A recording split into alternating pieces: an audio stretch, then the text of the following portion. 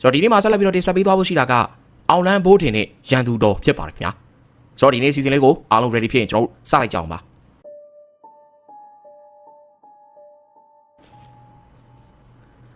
ဘောရမကိုတိမ်မသွားတဲ့ဒေါ်တင်မအိမ်မှာရွာလူကြီးပေါင်းရမရဖများကြောင်းနေကြဒေါ်တင်မဆုံးဒီမှာ900မြောင်းနေဖြစ်တော့ကြောင့်ဆုံးတော့ဖို့အတွက်ကြိုတင် season နေကြခြင်းဖြစ်ပြီလေကဲရမရဖတွေမတ်တင်မရဲ့ဆုံးတော့ကတော့ကျုပ်တို့တွေကပဲဝိုင်းပြီးတော့လှုပ်ပေးကြမှာပဲအင်းမော်လေးဘေတူတယောက်တည်းကြံခဲ့တာဆိုကျုပ်တို့ကပဲလှုပ်ပေးရမှာပေါ့ဒါနဲ့အဲ့ဒီကောင်လေးတွေပြန်အောင်နေပြီပြောတယ်ဗျဟုတ်လားကိုအောင်ရဲ့အိမ်ကိုတော့လဲနစီဝင်သွားတာပဲအကျိုးကြောင့်တော့သိပုံမပေါ်သေးဘူးညမိုးချုပ်တီတောင်တို့တွေတချင်းကြော်အော်ဆိုနေရတဲ့လေဘယ်တည်သေးမှာလဲရွာလူချင်းတွေရမရဖများဟာလွန်လေသူဒေါ်တင်မရဲ့အိမ်မှာရွာသားများနေတူလိုအပ်သည်များကိုပြင်ဆင်ပေးနေကြလိမ့်တယ်မရလည်းတရားပြင်မှာပြန်လာတဲ့မောင်ဘိုးတင်တို့ဟာတချင်းလေးကြော်နဲ့ဦးအောင်ကြီးအိမ်တို့သွားနေကြတယ်တို့ကအချိန်မရှိတော့တာကြောင့်အဖွားຫນွေဦးနဲ့ဇေယျကိုရွာမှာနားနေစီပြီးတော့နောက်နေ့မှပြန်ဖို့ပြောနေကြကိုစီကလည်းမပြန်ပြကျတို့တို့ညဘိုးနေမှာလာအိမ်ဘေတူအိမ်လေးပါလေပြန်မအောင်ကွာပြန်มาပါဗျအလောင်းစားရှိသေးတယ်လीပြောရင်ဆိုရင်ပဲတီးကျင်လာပြီကွာအခုပဲငါတို့ရင်သွားကြမလားဘိုးတွေအေးသွားကြတာပေါ့ကိုစီကကျတို့ပြီးမှလာခဲ့မယ်ခုတော့ပေတူးတို့ရင်သွားလိုက်မတော့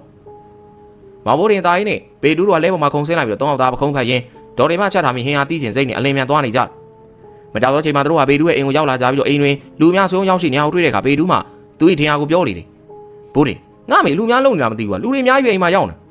အေးဟုတ်တယ်လာသွားကြအောင်မေမေထီများပေါက်တာလားမသိဘူးဖြစ်နိုင်တယ်ကွာလာတိုင်းမေမေဦးမြရထီထိုးခိုင်းတာငါတွေ့တယ်ဟိုကထီဝါသနာအိုးလေရေဦးစင်ရွာဒီအောင်သူဆိုဦးမြယူပဲအားကိုးနေရတာမင်းတို့ပြောမှငါတော့ဝမ်းသာချင်လာပြီကွာငါမရပြောဘူးတယ်တီပေါက်တော့ကြီးတယ်လှူပြစ်မယ်ဆို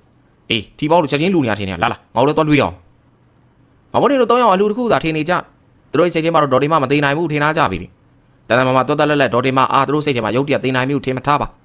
တို့တို့အလှူသာထင်မကအိမ်ဝိုင်းထဲကိုဝင်လိုက်ကြတယ်